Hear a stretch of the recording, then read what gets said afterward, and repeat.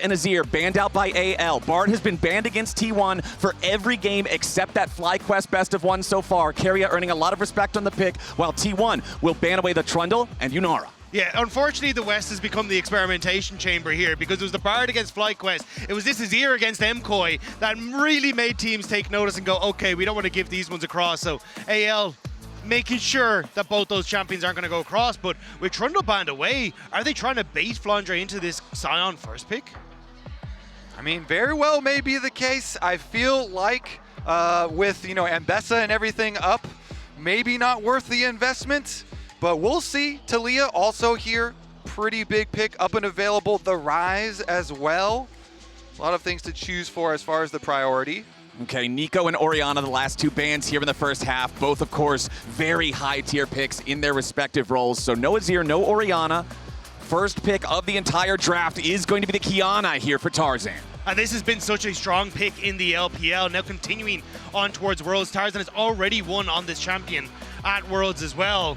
It looks like they're going to try and focus on, okay, let's get some early aggression here, see if we can snowball off of early skirmishes and really take it in those objective fights later.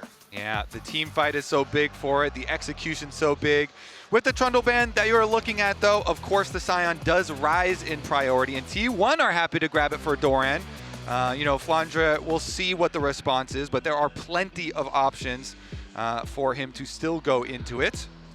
Okay, and we do have that Taliyah locked in here for T1, one of the most picked mid laners throughout the tournament thus far. A lot of power roaming to those side lanes, a lot of opportunity to make big plays there with the seismic shove. And like you already talked about, Kobe, Faker's been the one doing a lot of heavy lifting for this team, so giving him the playmaking feels good. And as far as the options into the Sion, Flandre has been one of the best, if not the best, Rek'Sai at the tournament, and that looked very good into the Sion. The only thing I'm nervous about, though, is with the Taliyah now locked in, it opens up for Oner to go for the Wukong, and I think that's been one of his best picks when he's able to have this level 6 power spike that you can play towards those early objectives at, and with the Taliyah Wukong is such an exceptionally strong combo if you can manage to make that one work.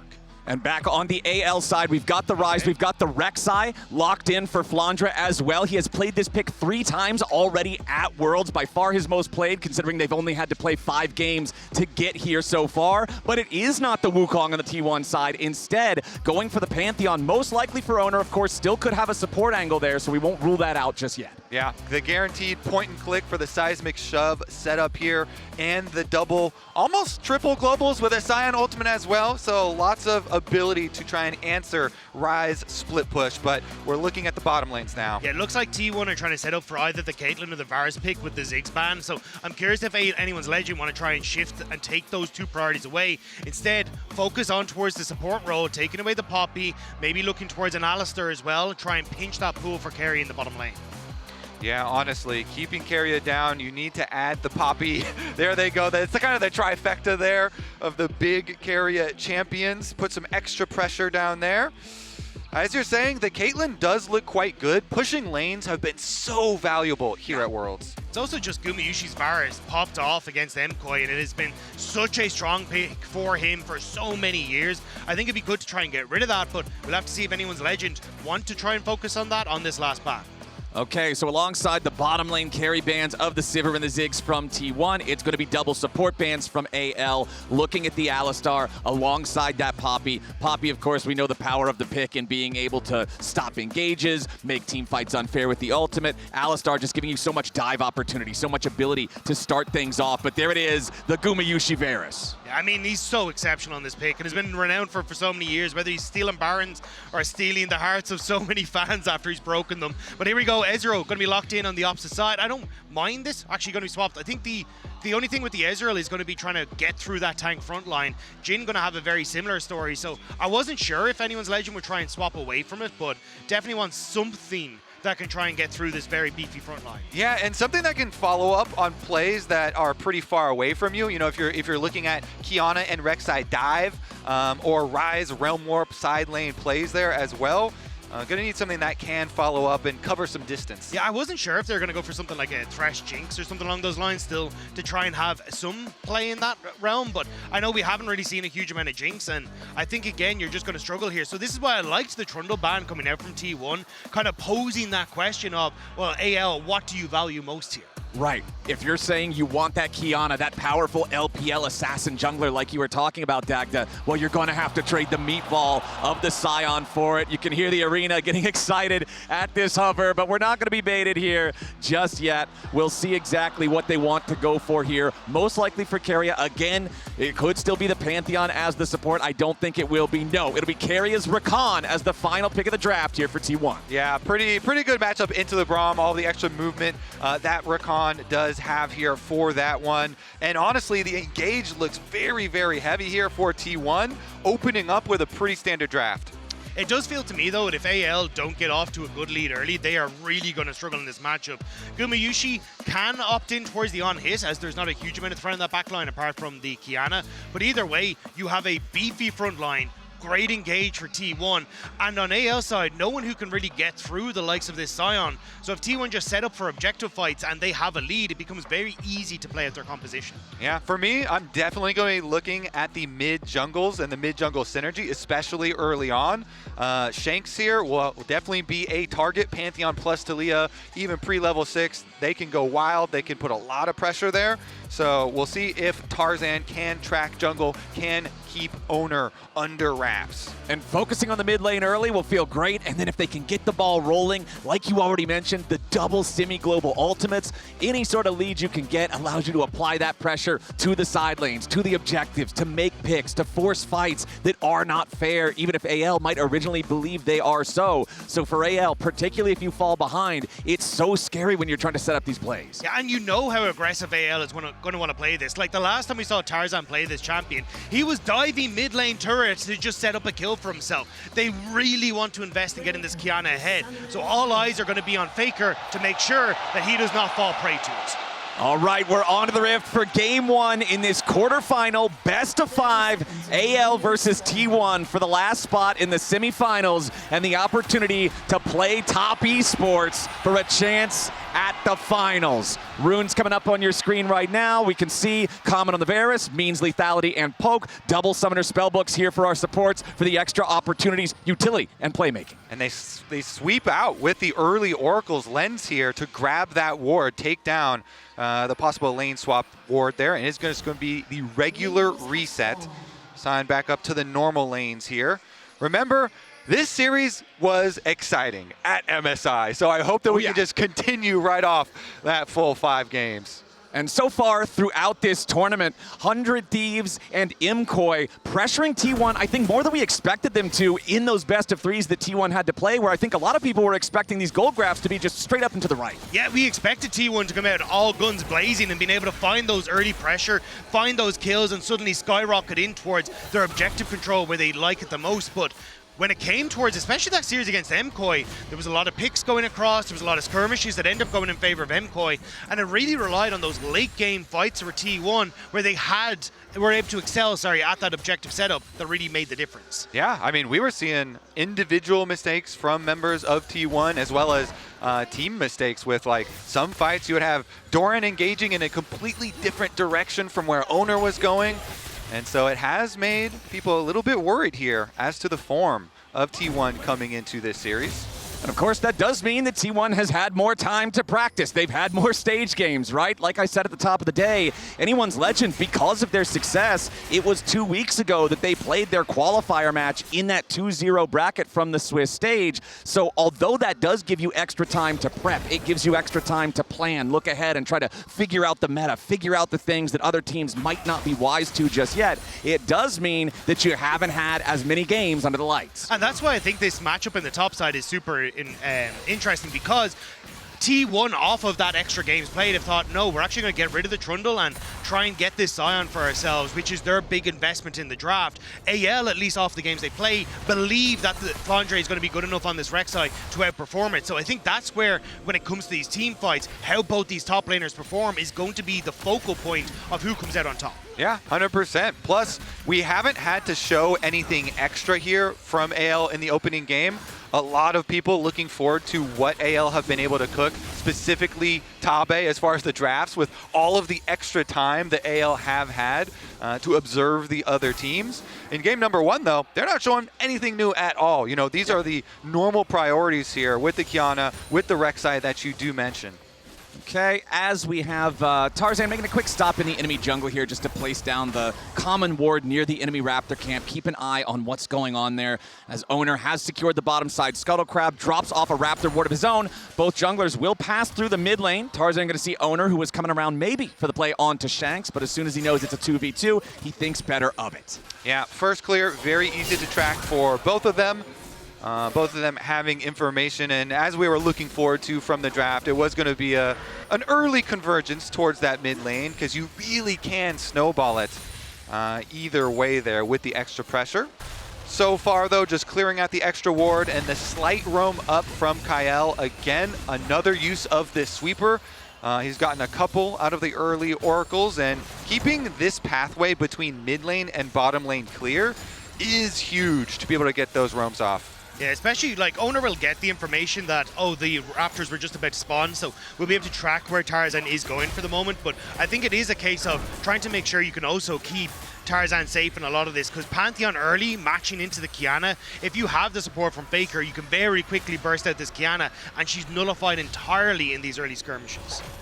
All right, taking a look down here in bottom lane, you can see the farm even here as it is pretty much everywhere thus far. We don't have any of these lanes pulling out to a major advantage early on. 4 seconds left on the clock before the Drake spawns is a Chemtech Drake, which often means you're not going to have as much early priority on it from junglers and bottom laners as it could be for something more valuable, especially considering, like I just mentioned, the neutral state of the lanes. Nobody's got prio over the nearby area. Yeah, I think if you're T1 though, you can try and look for Bakuma. It might be caught. Yeah, Force the flash. Gumayusi losing the flash there, especially on Varus with the no innate mobility. That could be an opportunity for AL. And what I was about to say was that Gumayusi and Keria have actually had a decent job of pushing in this lane on the bottom side, and that should open up then Oner to actually go for this dragon, especially as this wave's crashed and they get to bounce it back out. But now, down a flash, it makes Gumayusi a little bit more vulnerable if AL try to contest any sort of early dragon take. The other thing to consider for the dragon, Flandre also still with a teleport. Okay, just uses it now on the Rek'Sai. Extra tower shot here for Shanks, but not too big. I was gonna say, Keria there was coming out of base off of his reset and had hovered towards mid. Now we're seeing another hover towards mid, but it is spotted by the warding here from AL. So good vision around mid lane. AL have known, yes, Shanks is going to be a target on this Ryze. We know that T1 want to be able to compound off of this Taliyah, but the other side is not warded. Oh, Oner with the flash into the stun going after Shanks, but he flashes to buffer through it. So no seismic shove there for the follow-up. You even saw Oner using his spear on nothing beforehand to charge the passive. Yeah, really good job by Shanks there with the preemptive flash, because if that flick goes through, you're in a lot of trouble. But now Faker having to escape, should be able to walk out on towards this bottom side. And it should just be Oner picking up the Raptors for himself. Yeah, interesting here, because Tarzan is able to leech to level 6. He got that topside Scuttle Crab, so Qiyana very threatening with access to the ultimate, but nobody finding actual blood quite yet with all the focus towards mid lane. But Flowers, your #1 goal when you're trying to kill a mid laner is first step, blow their flash. Yes. So Shanks, no flash here. Very good trade for Oner to just go in and trade that, even though Faker was unable to follow up with the close seismic shove. My eyes are drifting towards 50 seconds until that next Void group though, and if you actually look at the bot lane, Keria's already preemptively swapped towards teleport, which means that then Keria can just stay on this bottom side and work alongside Gumayusi to keep this pressure and then TP to that next fight. So I'm curious if Kael is going to try and swap as well to keep himself in check and match alongside Keria. And we mentioned the leeching of EXP to get Tarzan to level 6 there on the Qiyana. Oner now level 6 on his Pantheon. Whether they want to use that to try to make a play on the now flashless Ryze or make a play for the Void Grubs that you mentioned, Dagda, I really want to see some value out of this for Oner and T1. Meanwhile, the lane's going pretty well for AL besides that Gumayusi lead that you do see. Flandre, we kept on talking about it, but he has put so much time into this Rek'Sai. You know, looking at the solo queue accounts, spamming this champion, and he's gotten results because of it. And so they feel pretty confident in that matchup. He's earned his own lead so far, and here goes the movement towards those actual Void Grubs. AL have a nice setup though. They've already pushed in bottom side as Shanks has moved down. They're trying to shift the Taliyah down to match, but this opens up Shanks to move quicker with that Realm Warp, and AL should be able to keep T1 at bay. I don't even think T1 can test here. Yeah, for sure. With how much pressure Flandre has in the 1v1, the Rek'Sai has a Sion under tower already, and you see Flandre proxying even, so T1 looks very good for them, or excuse me, AL looks very good for them to grab the grubs. Will T1 even try and answer anything on the other side of the map?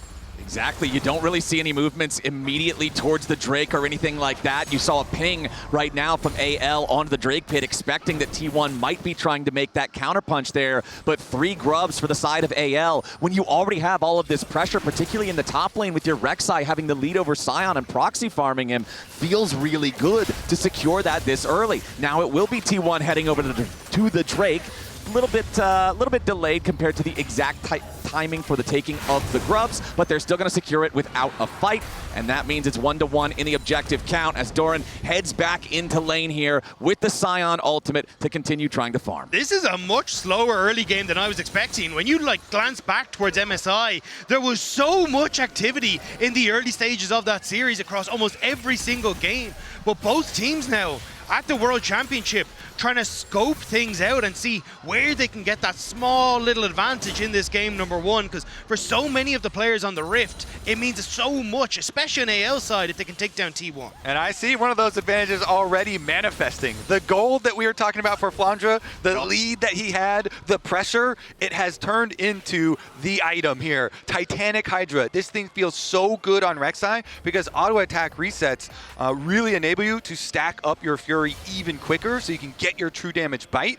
And it gives you massive wave clear. So again, pushing the extra tempo here if he's able to annihilate the minion wave, move into proxy again. You know, him plus Tarzan are well equipped now to make some plays. And those plays are going to be made looking at one person in particular, and that is Gumayusi on the Varus. He is the one point of power right now for T1. He's the one role with an individual gold lead, and Rek'Sai and Qiyana want nothing more than to erase him at the very start of the fight.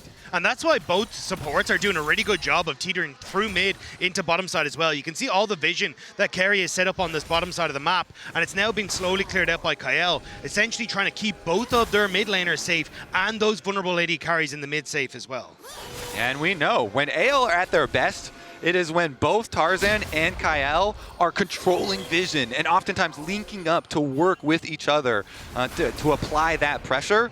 I remember the interview that we had with Tabe, where he was talking about the close relationship of those two players outside the game as well, and how Tarzan really opened up Kael's confidence with communication in game, because Tarzan's Chinese is so good. He kind of came in and acted as this older brother figure for Kael. So we'll see. At the moment, Kael has been kind of like handling the vision on the bottom half, while Tarzan by himself had been handling the vision on the top half. But if you see them link up here with Braum and Qiyana, that is so much CC and possibilities for big plays. Looks like they might be trying to right now as T1 trying to set up on this bottom side. Keria has to walk out from underneath the turret as AL moving towards him. Keria with the grand entrance back over the wall. TP coming in now for AL. Shanks arrives right into the seismic shove. Doesn't take a whole ton of damage there. Going to back away. True Shot Barrage fires through. Back from all the way over in mid lane, but not going to find any targets. Oner also hanging around the area. But again, gentlemen, it just seems like nobody wants to be the one to force something that doesn't have to be forced here in this first game. Well, AL want to make sure that they're not falling vulnerable to Oner, but a little bit of a play there on the bottom side, because Oner at any point in time can show up mid, can show up bot, and similar to Faker, where he's already pushed in this bottom wave, if they don't want to go for the dive mid, they can always try and rotate into something happening on that mid wave. So now T1 investing everything onto this bottom side. Okay, Faker, Oner, and Keria squared up here to try to at least grab a turret plate, and they will be able to do just that. Faker collects the money. Keria still just trying to distract Tarzan and Kael. Shanks at 40% HP on the Ryze, but can still clear the wave away as Gumayusi applies pressure over in the mid lane. Going to secure the second plate on that turret as well, as T1 tries to claw back some of the distance from this gold lead. But again, Flandre is constantly running the show up here in the top lane, finding a third plate for himself. So good, so comfortable on this champion.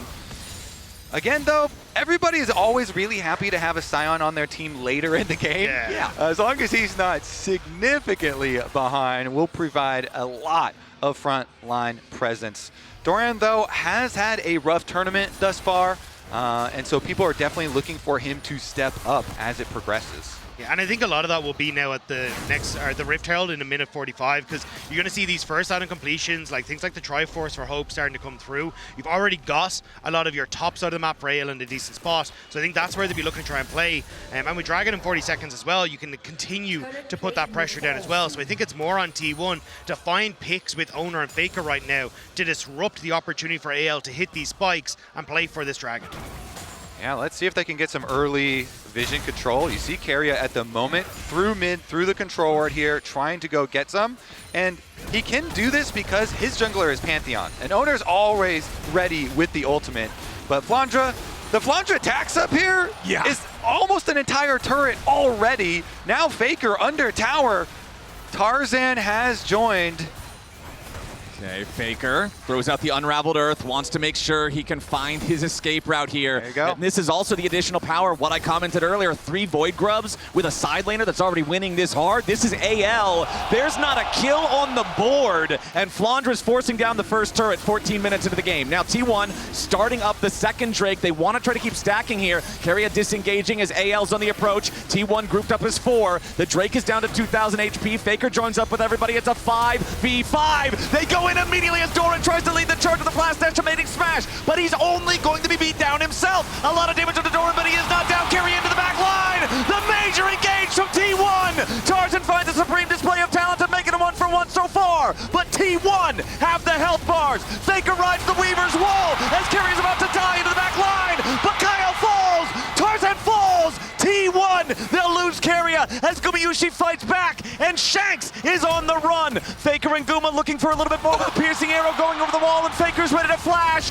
Another rock is thrown, and Shanks is buried. T1, 4 for 2. Once again, it's Faker in the clutch in the fight, finds the flick to send AL into everyone on T1.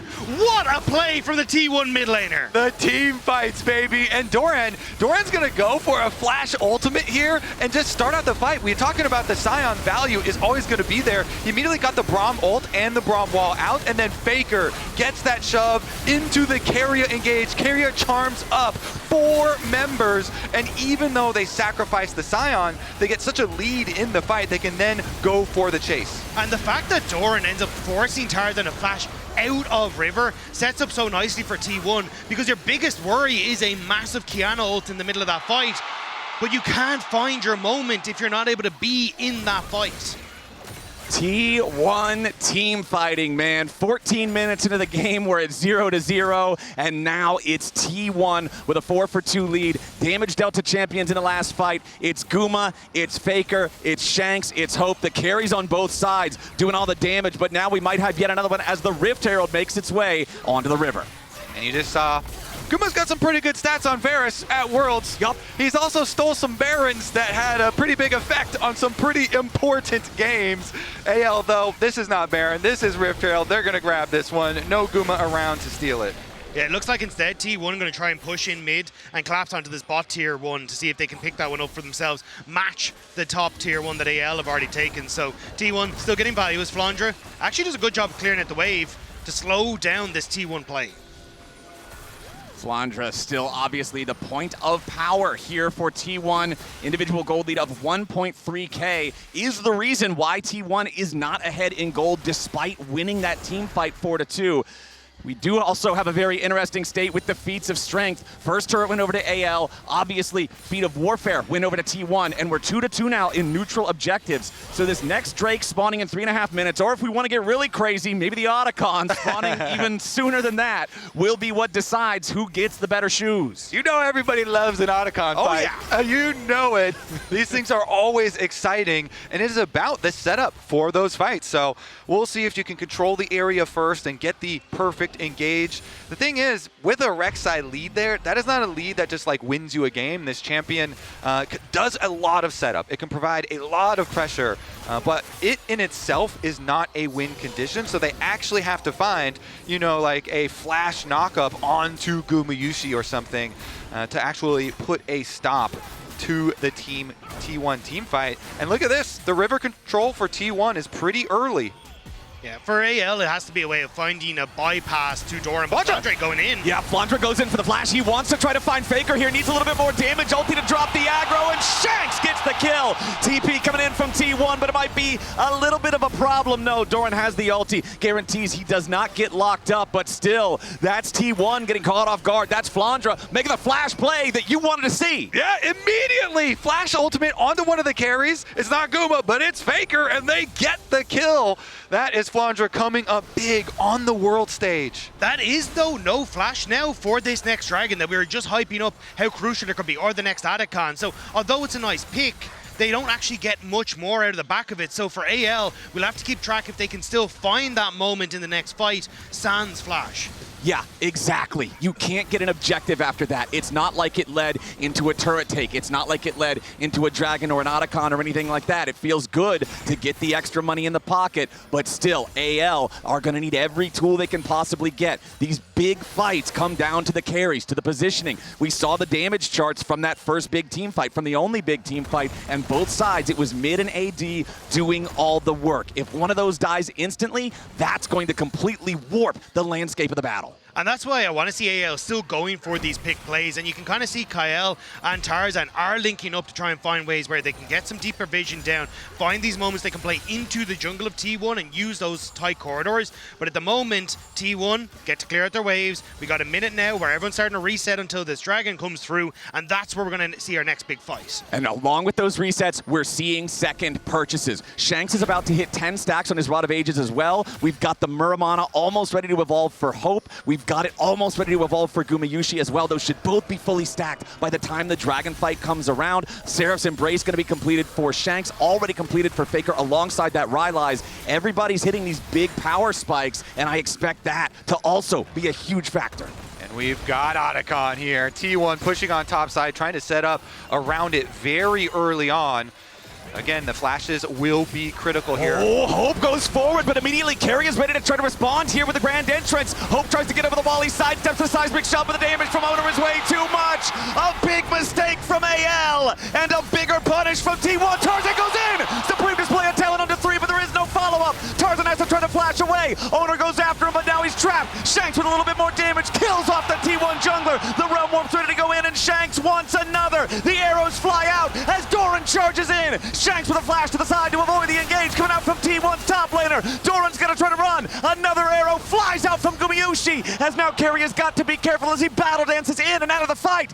Hold on, we've got a respawn from Kael. He teleports back, and now it looks like AL is gonna take the opportunity to go after the Otacon. AL have to try and rush this. They know that they've only got a couple of seconds until Oner's back up, and he has that ultimate available. The interrupt is huge because that will stop T1 responding with the dragon. Exactly. Big interrupt there on Gumayusi, and AL, despite the fact that their bottom lane duo gets caught out, despite the fact that that fight looked so good for T1 at the start, claims the Otacon. Here it is again. Yeah, the counter engage was so good for AL. Hope here, he arcane shifts forward, that immediately gets hit with Gumayusi's ulti. They are able to buy some time, but immediately Oner flashes over, they get the kill. Here is the counter engage though. They pop down the Rift Herald, and they got the big Qiyana ult, as you know, but back to live. The dragon is important. T1 already starting it out. Crucially, Tarzan had the Axiom Arc, so his Supreme Display talent is nearly back up. AL want to fight this. This is sole point if T1 secure it. AL know that this puts them in a very bad spot. Dragon down to 1,000, already going to be secured by Oner. AL continuing to walk forward,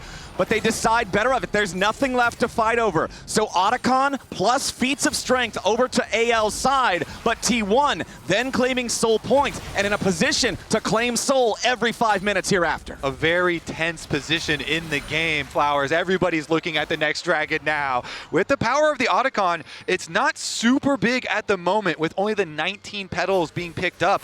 It's a pretty early one there. It does give the nice on-kill effect though for AL, and this is a team that has a lot of burst damage in it, so you might actually see the use of that extra on-kill effect. I mean, Tarzan, we saw the big Qiyana ult just before we went back to live in the previous one, and he might be able to find another. And with that Otacon take, securing feats of warfare for AL, look at the inventories of Flandre and Tarzan. They both already immediately upgrade to the tier 3 shoe, so while everybody else in the game, particularly on the T1 side, is at their 2-item power spike, it's that 2.5-item power spike for the AL side because they can afford that extra upgrade for the 500 gold after having the 2 full completed items right beforehand, right before that Otacon timer. I'm very curious how much that's going to pay off here for Flandre and Tarzan. Shanks, oftentimes too, you see mid laners go for that tier 3 boot very quickly, so this could be a big power spike for them if they want to fight again soon, but it's still 3.5 minutes until that next Drake spawns. For T1 though, it feels like the 2 tower power spike. The fact that you managed to get that mid lane tower down makes it very easy for you to abuse Gumayusi's wave clear and start shifting constantly down, putting pressure on towards this bottom side of the map. And once you get that last tower down, then it becomes much easier for T1 to establish that vision for the upcoming Infernal Soul, for these picks that they can try and find, because both compositions incredibly strong when they can play in these pockets of vision. Yeah, both of them have so many tools to make picks and quickly get those kills. See about the lockdown and the chain CC here. T1, they fully reset and come all the way back out, down to the bottom side of the map. So this is going to allow Flandre to push in the side wave. You see top lane will be in AL's favor, but he doesn't have teleport, so it's not going to be any sort of big teleport flank play or anything. It just means somebody from T1 will have to go answer, and looks like Faker elects to go pick up the extra gold. Okay, we do have Faker also. 2 needlessly large rods in inventory means the Rabadon's death cap. He will certainly have enough gold for that 2.5 minutes from now in time for that Dragon Soul fight. And it's Mountain Soul as well. Putting that on a Sion when the enemy team already has an Ezreal as the AD carry instead of a tank buster is very scary. Yeah, the Infernal Soul with like the poke from Gumayusi is going to be incredibly strong. You're good, you're good. It's going to be so strong, and honestly for Faker as well. But crucially, Gumayusi and Faker, Flash is just about to come off cooldown. Same when you look at Oner as well, right? Like, you have so many of those tools now up and available for you for this next Dragon fight, or even if you want to go for a sneaky T1 Baron. Right, Baron makes his way onto the Rift. I was doubting a little bit that we might get as early of an Otacon as we did. I was proved wrong. We'll see if we get an early Baron in this one as well. The gold lead still less than 1,000 gold for AL despite the slight kill lead for T1, and neither one of the teams has really pulled away any further than that throughout this entire first game. Yeah, I love the way that you bring up the sneaky T1 Barons, because as the team with the soul point, they get the luxury of dragging you across the map. They can go for either side, whereas AL, it's much more difficult here to spread your vision resources, keep track of both of these objectives, and make sure that T1 don't sneak the bigger of the two. Yeah. Regardless, though, T1 would still be very happy with just going over to progress here through the Dragon area. This is up in only 1 minute.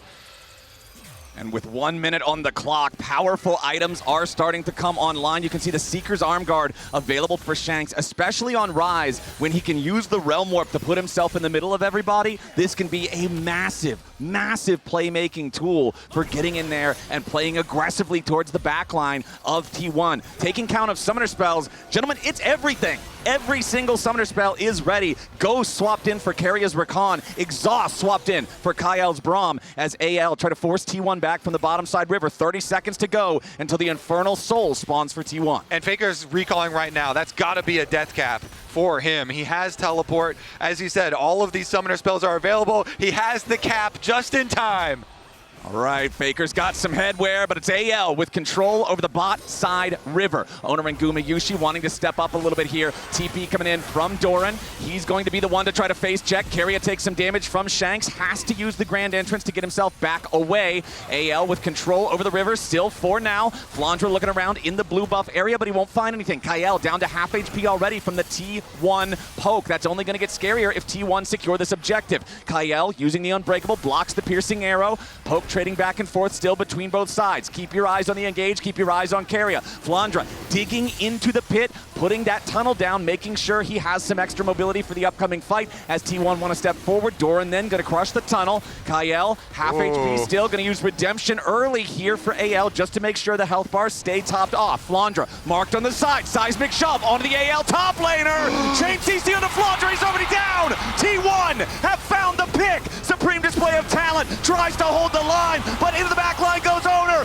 Hope is being chased. Tarzan's being killed. Anyone's legend is being crushed. as Shanks tries to fight back in a 1v4, but he'll get nothing but an epitaph as T1 kill 4 and take Soul. T1 go fishing and they find Flandre. They pick him off and they decimate AL in the team fight.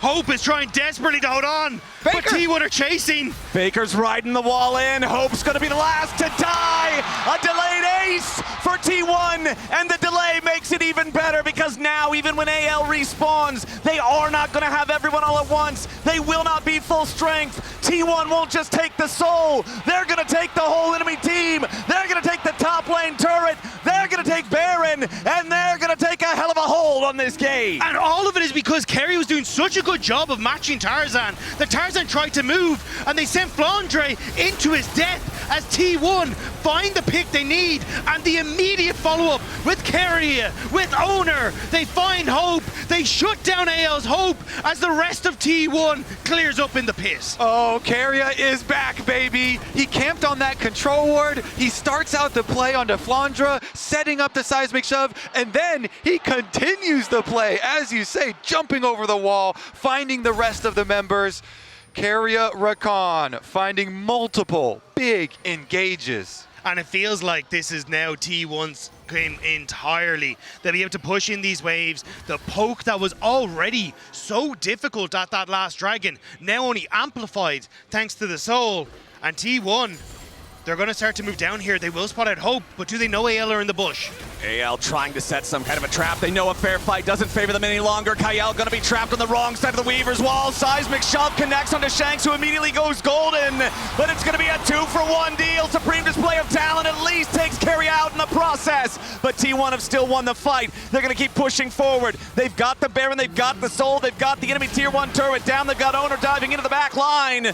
But the escape is there for the rest of AL. Flandre trying to distract, get something else back over in the mid lane here at the same time, try to get an objective bounty because AL know they are not fighting back in the bottom lane. T1 take the tier 2. Gumayusi's chains of corruptions locking down Shanks, making sure that neither him or Kael could get out of there. T1, they are in the heads of anyone's legend.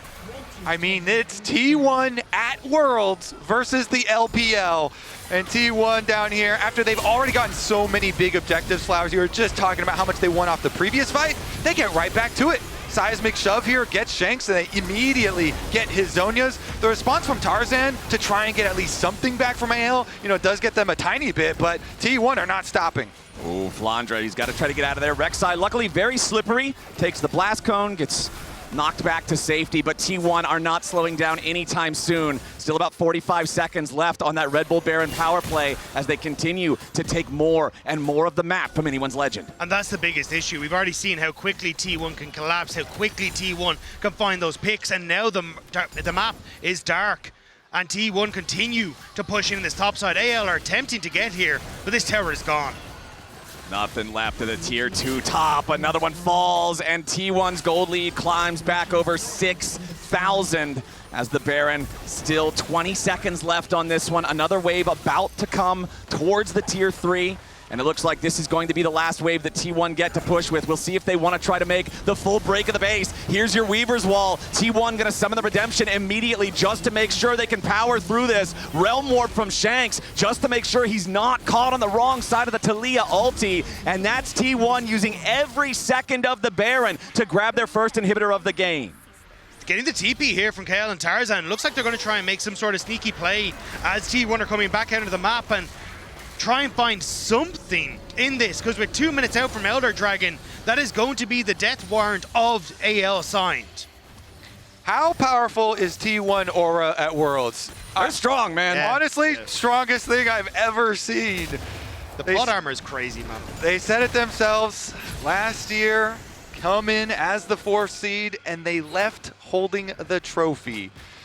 This tournament, they came in not looking super strong, and yet coming out in this game, they win that one fight at the Dragon. They win it very heavily, but they get so many rewards. The Dragon Soul plus the Baron, and they immediately just take over the entire map. But it's not even this tournament, right? Like, you look down the roster of AL, it's Hope in 2022 lost against T1 on JDG in quarterfinals. It was Tarzan who lost against them in semifinals. And then even Flandre, the year he won Worlds, still lost to T1 0-2 in groups. It just feels like it is so difficult for LPL teams to match up against T1. They have looked a lot better at MSI, but this ain't MSI. All right, T1, let's see if they can finish the job here. Flowers, again, this is a full best of 5 as well. We are going the distance today. T1 here in game number 1 have jumped out to a very sizable lead for themselves. Now all that's left is to push in for one split push. Since they already have the top inhibitor down, they can just do mid and bottom. Currently, though, they're actually split a little bit more, with Faker going back using his, I assume, extra teleport being at the ready here. He'll just answer the wave that Flandre is pushing and then join at the next cause. There is some vision in behind T1 though, and maybe that's what AL are looking for. You can see they're pinging that ward that's just over by the T1 blue brush, and that may be what they're trying to get Flandre onto, as Faker gonna match that push in the top side, but they need to go very quickly if they want to make this play work. Exactly. Elder spawning in 5 seconds. This objective, for how powerful the buff is, dies very quick. And the money at this point in the game, it becomes really difficult to overcome, because you get to purchase all of these like one fight power points. The Guardian Angel here on Oner just makes Pantheon a completely different weapon. You can just ult right into the back line. You can go for flash point and click stun plays, and you have so many other defensives. You know, the spell shield here for Guma with the Edge of Night. You've got the arm guard for Faker. So the luxury of creating some more spectacular plays is now afforded to them because of the gold lead. You can see Flandre's tremor senses are tingling. He knows T1 is in that fog of war, but it's so dangerous for AL to step up. Keria with flash, with exhaust here on the Rakan. Kael swapped over to a ghost on his Braum. Looks like T1 don't know where Tarzan is though. There was pings going over towards their own jungle, wondering if Tarzan managed to sneak his way in, but Dragon now started and Tarzan spotted as well. Okay, Oner and Keria are the only two around the Dragon Pit for now. TP coming in. Faker is ready to join back up with the rest of the team after purchasing the Crypt Bloom. AL starting up the Elder Dragon now. T1 watching on, waiting for the rest of the team to approach. Elder Dragon down to about 1/2 HP. Hope taking a chunk of damage. Doran charging in. Weaver's Wall over the top. Kael's going to be caught. A ton of burst onto the support of anyone's legend, and he's already down. T1 charge forward. Double kill to Gumayusi. Pressure onto Tarzan. Triple kill Guma. AL are cut to pieces, and T1 holds the sword. Flandre's last to die, and ace for T1 will be the end of game 1. Great force there from T1. They use their wallets and they destroy AL at the Dragon one more time. Doran putting the last touches here on the Nexus turrets. The Elder Dragon is claimed, but there's no one left to execute. The game was quiet. The game was close for so very long. But when it came down to the clutch, it's T1 who prove why they are the reigning back-to-back world champions. They out-team fight AL, and they'll take the first game in this best of 5. T1 looking to silence any doubt that was thrown their way. Cool, calm, and collected. They take one game off the LPL. If you think we're a normal opponent, then you've already lost. Game number 1 goes to T1. I feel like this has to be a team that can be called anything but normal. Desk, what do you have to say? Well, Captain, it's that T1 magic all over again, but at least it was only one game, so we won't parlay it into something bigger than it is. The problem is, Mal, that we set up the entire pre-show talking about how they don't look like themselves. They've not shown good things. Their early game isn't good. Their top players aren't playing as well. So